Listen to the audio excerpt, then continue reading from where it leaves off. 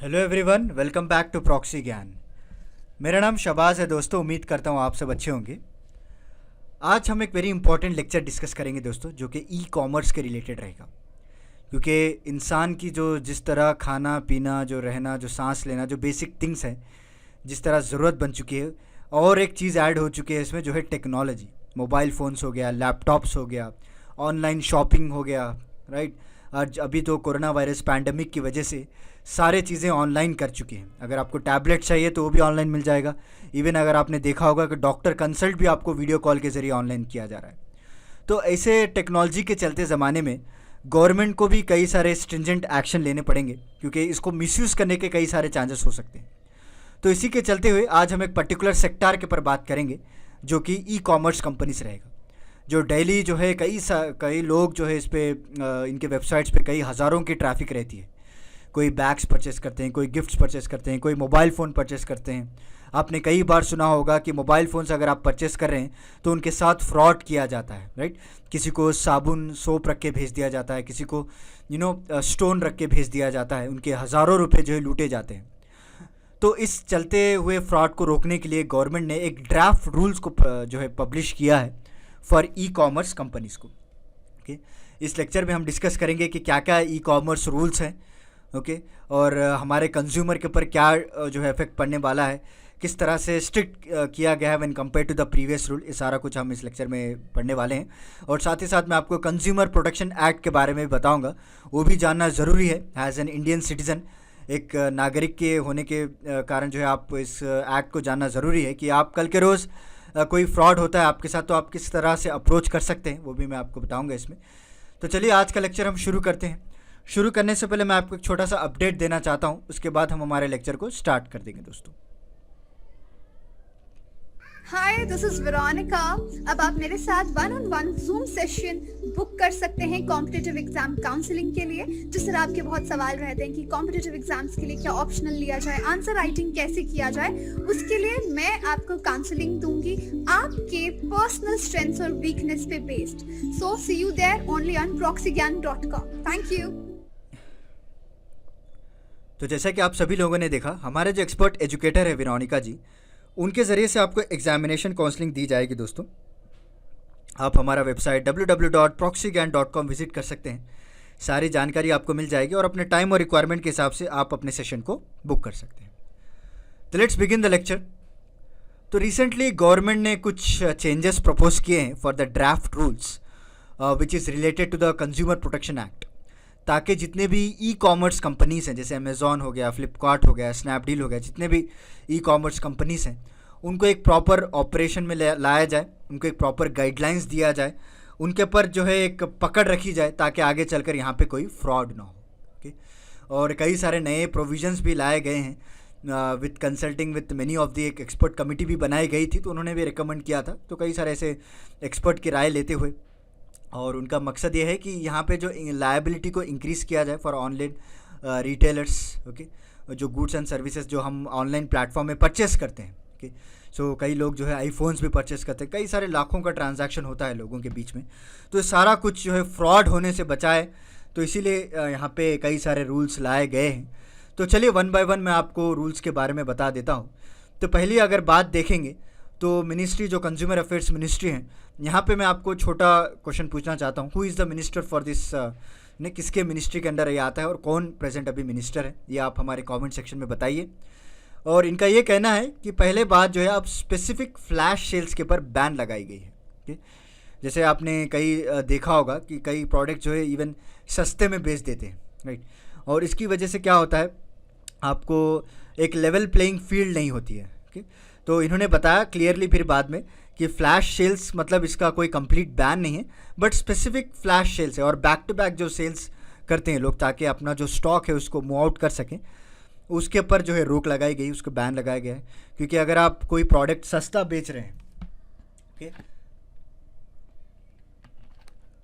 तो दूसरे ब्रांड्स के ऊपर उसका इफेक्ट पड़ेगा, उसके जो प्राइजेस हैं उसके ऊपर इफेक्ट पड़ेगा। दूसरे जो कंपनीज हैं वो लेवल प्लेइंग फील्ड नहीं होगी उनके पास।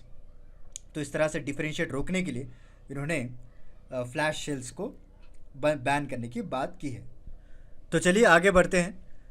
नेक्स्ट उन्होंने ये भी बताया कि आप फॉल बैक लायबिलिटी को भी जो कॉन्सेप्ट है उसको भी उसको बंद करने की बात की गई है। मतलब देखिए फॉल बैक लायबिलिटी में क्या होता है, जब कोई प्रोडक्ट आप ऑर्डर करते हैं, ओके, तो उस प्रोडक्ट की आप डिलीवरी जो प्रॉपर नहीं हो रही है या फिर कुछ डैमेज हो चुका है, राइट, या फिर उसमें जो सेलर की नेग्लिजेंस की वजह से आपका जो पैसा है वो लॉस हो चुका है, आपने पे कर दिया ऑनलाइन बट आपका प्रोडक्ट नहीं आ रहा है, या फिर आपको ऑनलाइन में कैंसिल ऑर्डर दिखा रहा है बट आपके पैसे नहीं आ रहे, तो ये सारा कुछ जो कस्टमर के लिए जो लॉस होता है ना, उस लॉस को रोकने के लिए गवर्नमेंट ने इस फॉल बैक लायबिलिटी के भी पर कई सारे स्ट्रिक्ट गाइडलाइंस लेकर आई है।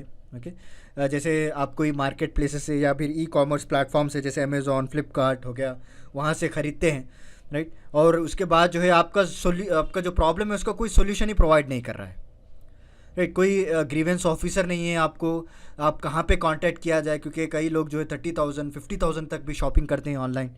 ये सारे चीज़ों के लिए एक प्रॉपर ग्रीवेंस ऑफिसर बनाने की बात की है, बट मैं आगे आपको बताऊंगा, बस जस्ट मैं आपको मीनिंग बता रहा हूँ कि फॉल बैक लायबिलिटी क्या होता है। ओके, और ये जो रूल्स प्रपोज किए गए हैं ताकि जो जितने भी ई कॉमर्स कंपनीज हैं अपने जो सर्च रिजल्ट है उसको मैनिपुलेट ना करें, ये भी एक इम्पॉर्टेंट पॉइंट इसमें ऐड किया गया है। जब भी आप अगर गूगल में टाइप करेंगे कोई प्रोडक्ट, चाहे आप ईयरफोन्स ले लीजिए, ओके, तो आप ईयरफोन्स जब टाइप कर रहे हैं, सपोज बोट हो गया, ओके, मैं किसी कंपनी का प्रमोशन नहीं कर रहा हूँ, पहले बता दे रहा हूँ, जस्ट मैं जो मैं यूज़ कर रहा हूँ उसके बारे में बता रहा हूँ, राइट। तो बोट अगर आप टाइप करेंगे तो फर्स्ट रिजल्ट जो है आपको दिखाएगा कि आप अमेज़ॉन में ले सकते हैं, ओके। तो कोई भी चीज़ अगर आप टाइप कर रहे हैं तो आपको अमेज़ॉन में ही दिखा रहा है, ओके, मतलब दूसरा कोई ऑनलाइन वेबसाइट्स का नाम ही नहीं दिखा रहा है, जो फ्लिपकार्ट हो गया, जो कई सारे जो वहाँ पे भी मिलते हैं आपको, और कई सारे डिस्काउंट्स में भी दिए जाते हैं, बट हमेशा आपको अमेज़ॉन दिखा रहा है ऊपर टॉप पे। तो इस तरह से जो मैनिपुलेटिंग जो कर रहे हैं ना ये जो सर्च रिजल्ट्स, उसको भी जो है स्ट्रिंजेंट ऑपरेट करने की बात की गई है, ताकि और जो लॉन्ग स्टैंडिंग डिमांड है फ्रॉम सेलर्स एंड ट्रेडर्स, इस तरह का जो प्रेफरेंशियल ट्रीटमेंट दिया जा रहा है फॉर ऑनलाइन प्लेटफॉर्म्स को, उसकी उनकी जो बात है वो सुनी गई है इस बार, और इसके ऊपर भी कई सारे गाइडलाइंस को लाया गया है। और चलिए कंज्यूमर्स के लिए क्या क्या जो इफेक्ट पड़ने वाला है इसके बारे में आपको बताऊंगा। ओके, जो ई कॉमर्स कंपनीज हैं will also be restricted from making available to any personal information publicly. Okay, जब तक आप उनको अपना कंसर्न नहीं देंगे तब तक आपकी इन्फॉर्मेशन पब्लिकली नहीं करेंगे। जैसे कि रिव्यूज़ हो गया, ओके, सिंपल लैंग्वेज में आपको समझाता हूँ कि रिव्यूज़, या फिर आपके अगर शॉपिंग साइट्स में अगर आप देखेंगे तो आपके जो क्रेडिट कार्ड्स हैं, डेबिट कार्ड्स की इन्फॉर्मेशन वहाँ पे रहती है, आपका नाम, एज, आपकी क्वालिफिकेशन, आपका घर का एड्रेस, हर कुछ रहता है, राइट। तो इसको जो है पब्लिकली पब्लिश ना कर सके, उसको भी जो है स्ट्रिंजेंट गाइडलाइंस बनाए गए हैं। और जो ऑटोमेटिकली विदाउट आपके नॉलेज जो प्री टिक चेक बॉक्स आते हैं कई सारे वेबसाइट पे, आपने देखा होगा, ओके, तो ऑब्वियसली हम लोगों को उतना टाइम नहीं रहता है कि उनके टर्म्स एंड कंडीशंस को पढ़ सकें, तो हम डायरेक्टली जो है टिक करके आगे बढ़ जाते हैं। बट थोड़े ऐसे वेबसाइट्स हैं जहाँ पे ऑलरेडी टिक होता है, और हम लोगों को तो ऑब्वियसली हम एक इजी रास्ता ही ढूंढते हैं, चल भाई आगे बढ़ने का रास्ता देखते हैं, बट आपको पता नहीं होता है कि उसको जो प्री टिक चेक बॉक्स होते हैं उसके अगर आप टर्म्स एंड कंडीशंस पढ़ेंगे तो आपकी सारी इन्फॉर्मेशन वो लीक कर सकते हैं आगे चलकर, ओके, और आगे चलकर आप उनको कुछ भी कह नहीं सकते, बिकॉज आपने विदाउट नॉलेज आप उनको कंसेंट दे रहे हैं। तो इस तरह से कंसेंट रोकने की भी बात की गई है उन्होंने। और further companies will have to provide domestic alternatives also. आपकी जो वेबसाइट्स है, जितने भी डोमेस्टिक कंपनीज है, उसको आप प्रेफरेंस दीजिए पहले, और उसके बाद आप जो है फॉरेन गुड्स को प्रमोट किया जाए। बिकॉज आप सभी लोग जानते हैं जिस तरह हमारे नरेंद्र मोदी जी जो आत्मनिर्भर भारत का जो स्लोगन लगाए हैं, तो बेसिकली अगर आप हमारे डोमेस्टिक कंपनीज़ को प्रमोट करना चाह रहे हैं तो आप उनके प्रोडक्ट्स को हाईलाइट कीजिए। Let the public will know कि हमारे इंडिया में भी इस तरह से प्रोडक्ट्स मिलते हैं, क्योंकि आज इस तरह से माहौल हो चुका है कि अगर आप कोई इंडियन कंपनी का प्रोडक्ट लोगों में लेकर जाते हैं तो फर्स्ट थॉट उनके जो माइंड में आता है कि ये वेस्ट प्रोडक्ट है, ओके, और इनके नाम भी बहुत अजीब है। ये देखो ये बोट किस तरह से है, यहाँ पे देखिए ये जो इंडियन नेम है वो किस तरह से है, राइट। नहीं दोस्तों, ऐसा कुछ भी नहीं होता है। इवन इंडियन प्रोडक्ट्स भी आपको बेस्ट क्वालिटी यूज़ किया जाता है, राइट। जो आप बाहर के जो कंट्री से आप प्रोडक्ट्स परचेस कर रहे हैं उनमें जो क्वालिटी है, उनके जो पार्ट्स यूज़ किए जाते हैं, इंडिया में भी उसी तरह यूज़ किया जाता है। So please promote, okay, by request to, हमारे इस प्लेटफॉर्म से हमसे रिक्वेस्ट करते हैं हमारी टीम से कि आप जो है हमारे इंडियन प्रोडक्ट्स को खरीदीजिए, हमारे डोमेस्टिक प्रोडक्ट को, जो हमारी डोमेस्टिक मैन्युफैक्चरिंग कंपनी है उसको प्रमोट कीजिए, ताकि अगर आप आज इसको वोकल देंगे हमारे लोकल को, कल जाकर एक ग्लोबल बनेगा, राइट। तो चलिए, और ये ड्राफ्ट ये भी प्रपोज करता है कि आप जो जितने भी ई कॉमर्स फर्म्स हैं कि कंपलसरी है कि एक नेशनल कंज्यूमर हेल्पलाइन को लॉन्च करें। जिस तरह उनकी जो कस्टमर सपोर्ट रहती है, जो भी प्रोडक्ट जो है रिटर्न नहीं हो पा रहे हैं, कैंसिल नहीं हो पा रहे हैं, उनका रिफंड नहीं हो पा रहा है, तो इसी तरह सेपरेटली एक नेशनल एक कंज्यूमर हेल्पलाइन भी होनी चाहिए।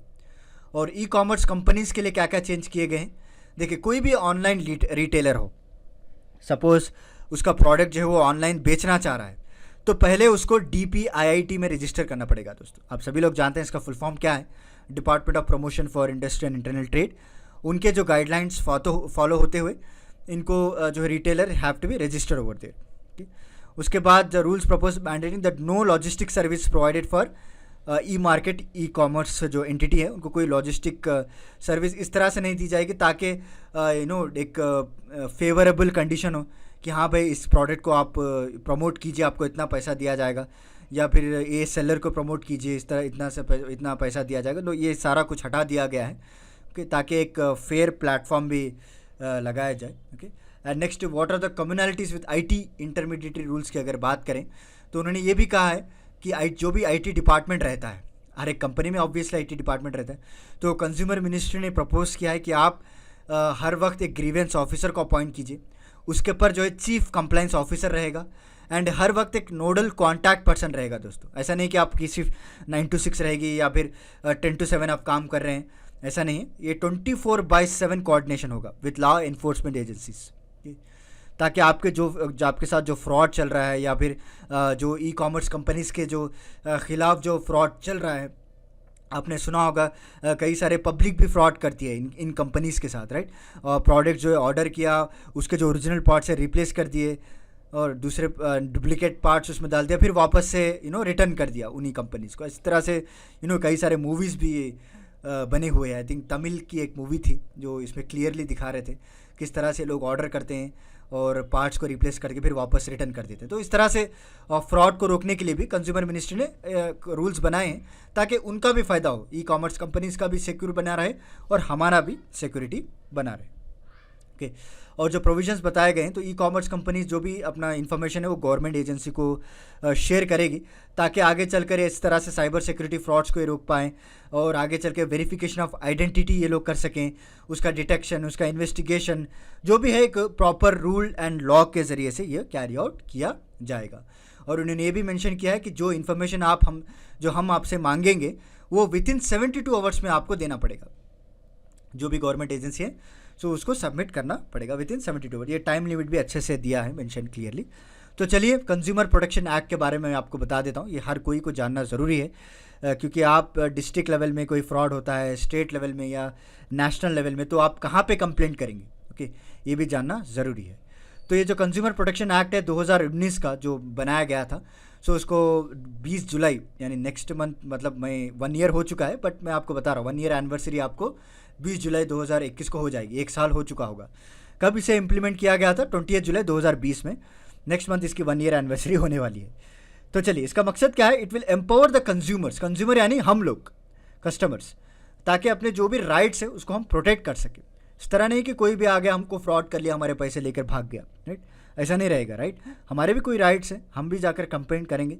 और ये जो न्यू एक्ट है इसमें जो है कम टाइम में ज़्यादा सॉल्यूशन प्रोवाइड करने की बात की गई, क्योंकि अगर आपने देखा होगा जो कंज्यूमर प्रोटेक्शन एक्ट 1986 में भी लाया गया था, जहाँ पे सिर्फ आपको सिंगल पॉइंट था, कोई भी फ्रॉड हो तो आप एक ही पॉइंट पे आप कांटेक्ट कर सकते हैं।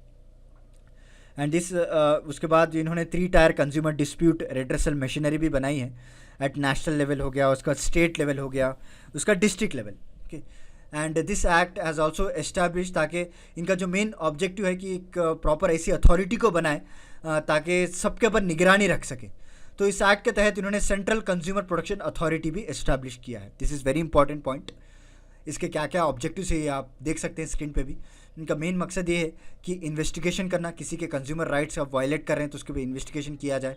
कोई अनफेयर ट्रेड प्रैक्टिसेस कर रहा है, कोई ड्रग्स डीलिंग कर रहा है या फिर कोई मिसलीडिंग एडवर्टाइजमेंट कर रहा है, राइट। कोई ऐसे जो चीज़ें हैं जो इलीगली बेच रहा है, तो इस तरह से उसके ऊपर प्रॉपर निगरानी रख सके, और उसके जो भी मैन्युफैक्चरिंग कंपनीज उनके ऊपर पेनल्टी लगाया जाए।